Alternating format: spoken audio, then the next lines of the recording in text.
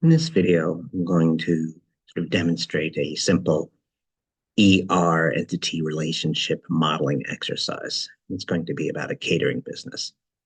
Now, a real catering business can get quite complicated, and these exercises are often useful to do sort of with a group, and sort of all sorts of ideas can come up, and you can discuss how they get handled in the database.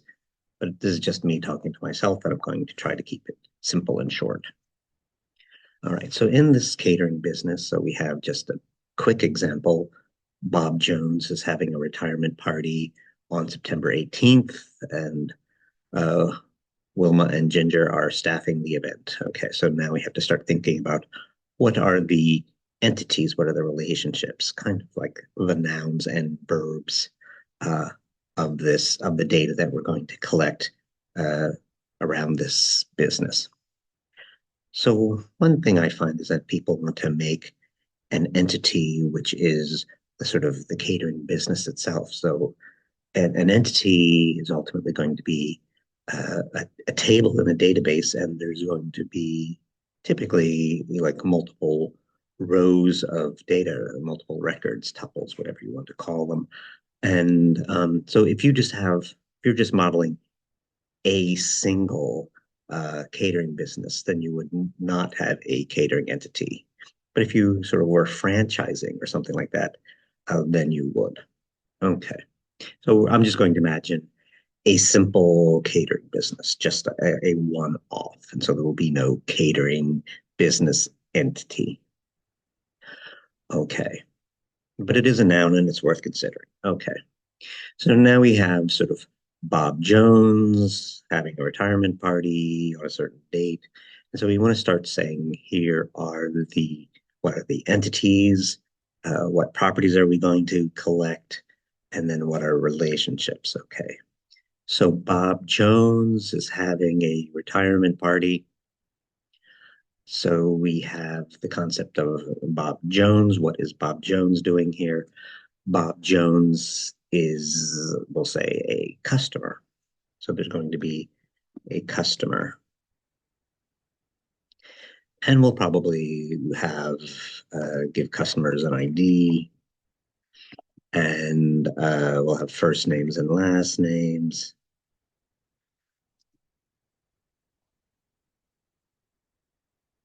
And a phone number and an address. And the address might have parts. Let's not get into all that. Customer's going to pay. They might have a credit card, etc. That information you might want to sort of separate from the table because you will want to work harder to keep that information private. There are many, many issues to discuss, but again, we're trying to keep it simple. So here's some of the things we will collect about a customer. That's Bob Jones. Bob Jones is having a retirement party. What's a retirement party? A catering, an event, as far as we're concerned, a catering event. So we're going to have an event. This. So we're going to have an event. And we'll give the event an event ID. And I don't know, a type. It's a retirement party. There might be birthday parties. There may be graduations. So we might want to know the type of the party. What else do we want to know? We want to know the date of the party, the location of the party, um, etc. Now I'm going to peel off at this moment. And now that I have two entities, I'm going to give myself some space and come back up here. But I want to start to, now that I have two entities, ask, is there a relationship between them? Well, yes, Bob Jones is having a retirement party. So that is, so like the customer, we'll say, orders an event or schedules an event. Um, so let's customer, a customer. I always like to do these, express these relationships sort of in both directions. So a customer, um, schedules an event.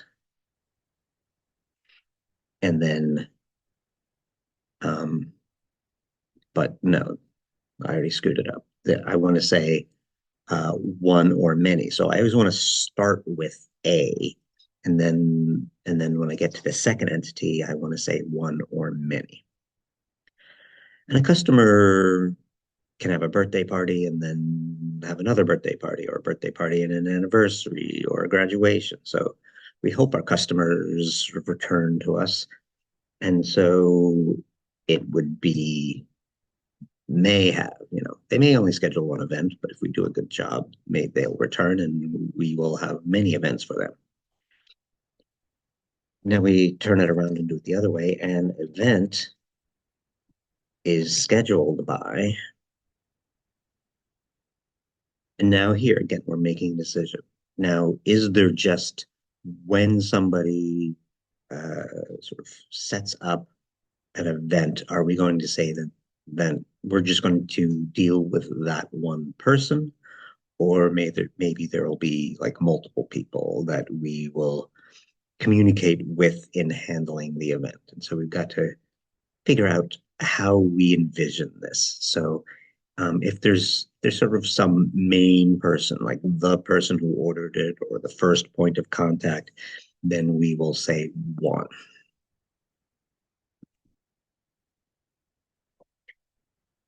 And that's what you've got to sort of have the discussion about. Like, is that really the case? But let's just say that it is the case. That there's one person who calls up and gets things started to schedule an event, and that will be sort of the primary customer. And so we'll say the event is scheduled by one customer. And so that makes this relationship between customer and event one to many. And when there's a one, that means that the information that is going to, in the database, that's going to sort of generate this relationship uh, can be, so there can be one customer. So there can be a customer ID in the event. So that's why I stopped here at this stage, because I wanted to put in here customer ID. And so that's making that relationship. And there may be other things in here, but again, trying to keep it simple.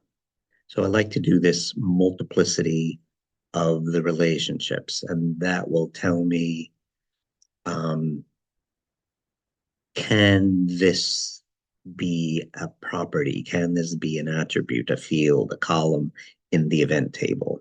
And if it's a one-to-many or a one-to-one sometimes, then the answer is yes. And if it's many-to-many, then the answer is no.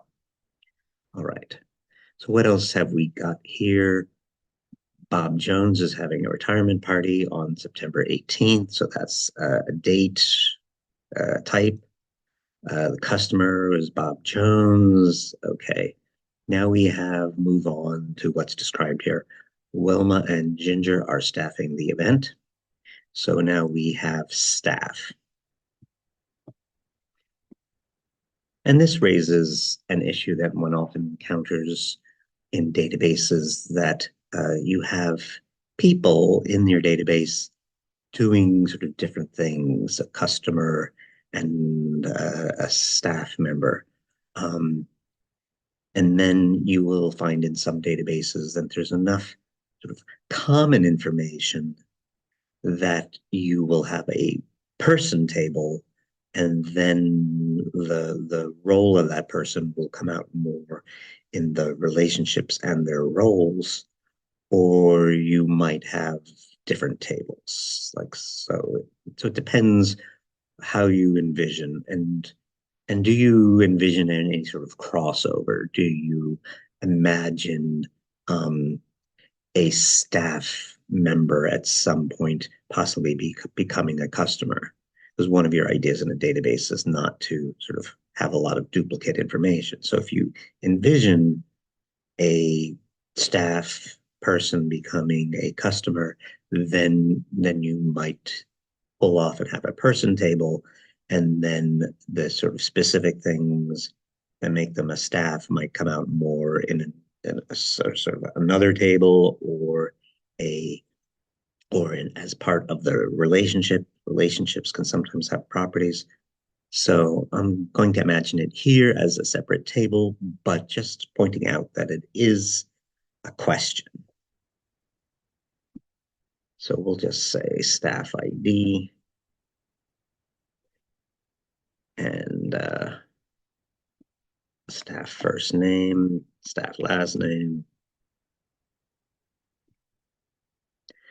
What you see, you need a phone for them, you need an address for them. For the customer, you needed a credit card you want them to pay. For the staff member, you're going to need maybe a social security number because you want to pay them. And then you may need a bank account if you're going to do direct deposit and so on. And again, you might want to separate that off and handle it differently for security reasons. But we're again trying to keep it simple here. So now we have a staff, and we said up here that Wilma and Ginger are staffing the event. So now we come back down into our event, our relationship region down here, and we'll say, I always start with a staff member works many events. We don't imagine we're going to hire somebody and they're going to do one job and that's that.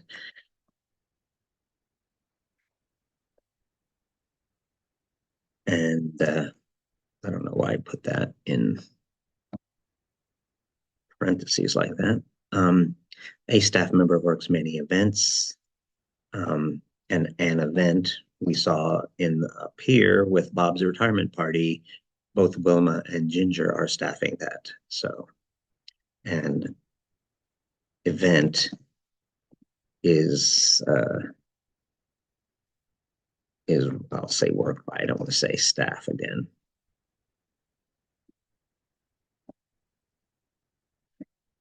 So this then, when I ask this question in both directions, starting with one entity and the word a or an, and then on the other side of the question, insist on is it one or is it many? In this case, it is many and many. That makes it a many to many relationship. And so ultimately, right now, we're just talking about entities and not about tables. But eventually, when we got down to tables, this would be, I'll just say, I usually call it a bridge table.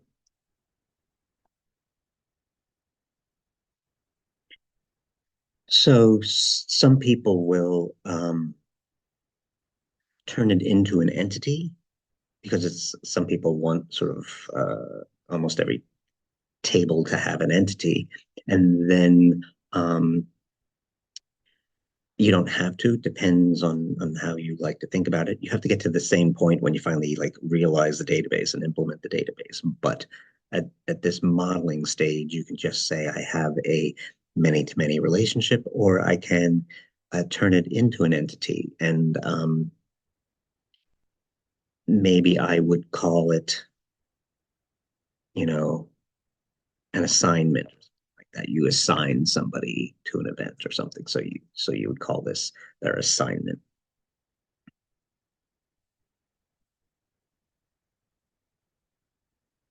But okay. So then I have customers and events and staff, and that's all that was represented here in this little sentence. Let's do at least one more. Um, what are these? It's a catering business, so we must be serving some kind of food. We must have some kind of menu that the people can order from. And so let's say um, menu item, and we'll give it some ID. We like to give things IDs in databases. A name. So maybe not maybe item name instead of menu name, item name. Maybe some kind of a description. Um, how many people does it serve? I'll say, I don't know, number served. And then up in the event, maybe I will add like some estimated guest number. How many people are you thinking of having? Um, okay. So we have, you know, the name of some item. So what do you want to have? You want to have a cake. Um, describe the cake. Buttercream frosting, yada yada. How many does it serve? This is a big cake. It should serve, I don't know, 20 people. Um, there we go. All right. So then we have to uh, bring in the relationship. Now we had customer and event, and we had a relationship. We had event and staff, and we had a relationship.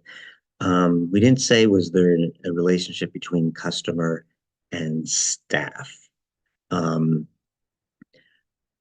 and I'm going to say at this stage, no. Again, I'm just keeping it simple. So I'll say no. The relationship is through the event. So when we query this database, we can see what people were staffing the event for a particular customer by doing some kind of join through the event, but and the assignment table. So that would ultimately involve like a join of four tables, but it can be done. So we don't necessarily need to have a direct relationship between staff and customer. It can just happen through querying the and joining the various tables we already have. Um, and now also about this number and guests. Okay, so are we going to track guests? Again, I'm going to keep it simple and say no. This guest number is like how many people do we anticipate coming? If we are actually tracking guests and track some information about guests, then we might have an actual number of people who showed up, and that can come out of so a lot of number of things can come out of queries, sort of. So if you want to count how many uh, events a particular customer had or something like that, we don't need to sort of track that information in the customer table. We will just query the overall database, the relationship between customers' events, and do our own counting. All right, but now menu item. Okay. So the menu items are ordered for an event. Okay. So an event has or requests or orders many menu items. We're not just going to have the cake, we're going to have more. And then a menu item is going to be featured at more than one event. It's not just Bob Jones is going to have a cake. Many people might order a cake. Um,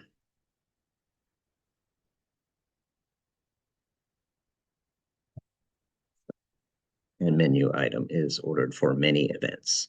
So that is another many to many. So we're not going to have any IDs in our entities. Only when there's a one can you do that. All these many to many, and then um, that's going to need a bridge table again.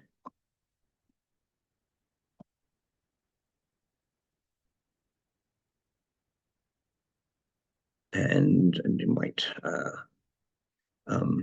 I often just give them names like menu event or something like that. I do usually just sort of put the two names together and create that.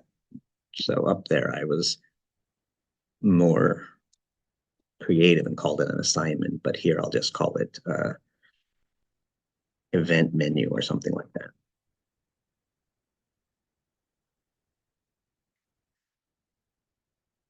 right. So that is our basic idea here of um, identify the entities. What are we collecting information about? Customers, events, staff, menu items. What are their properties? First names and dates and locations and phone numbers and descriptions. And what are their relationships and what are those multiplicities? Those are down here.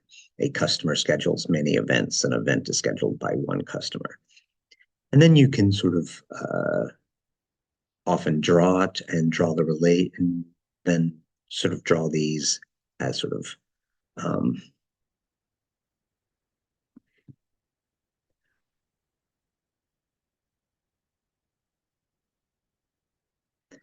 sometimes you will draw here, like, oh, here's the customer, and here's an event,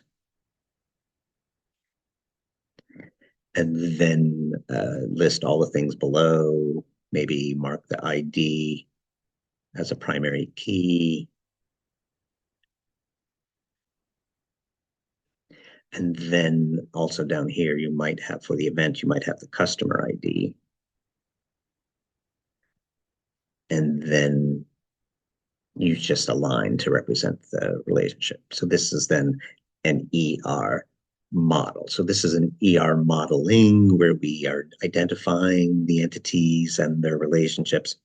And then we can turn it into a diagram to have a visual representation. Um, I don't have a nice way to do that, and my handwriting's not as good as it used to be. So I will just leave it here. That's what I wanted to show you in this one. Thanks for your attention.